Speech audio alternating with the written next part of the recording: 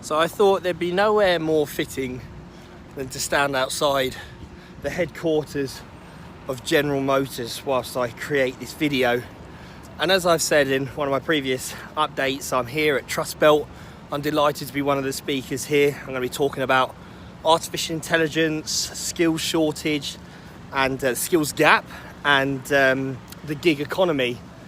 But I want to sort of talk about, what Trust Belt is about, because the saying is Rust Belt, and sort of in a generation or two there has been a huge decline in the sort of manufacturing sector and work that's available for skilled labour. And this is for a number of reasons, costs, and also technology and robotics that came into this industry that kind of, replaced what once would have taken hundreds of men and women, now only takes a handful. But the question you have to ask yourself is, what happens to all those workers? What happens to all those people and all their families, and what do they do? How do they move? How do they adapt themselves and take on new jobs? And where are these jobs? Where are they going to work? What are they going to do? And I think what this highlights is that, the car industry and Rust Belt, as it's said around the mid-US, it's not actually unique to this industry.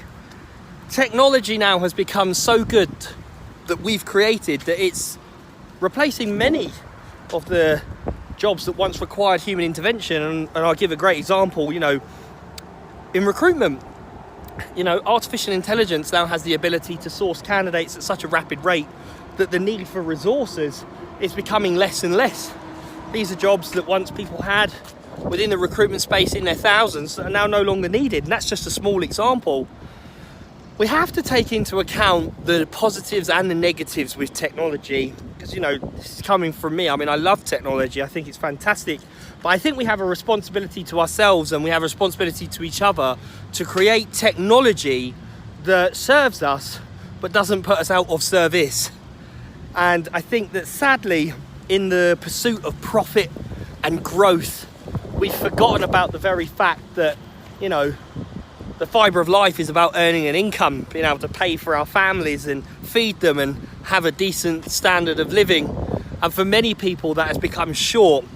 So now we owe it to ourselves to kind of be conscious of this factor and think of ways of how can we utilise technology and how can we work together in order to create a new way of working that means people are skilled to do the jobs that are available today. That technology doesn't just come in and take everything away from everybody so that there's nothing left for the mass working market.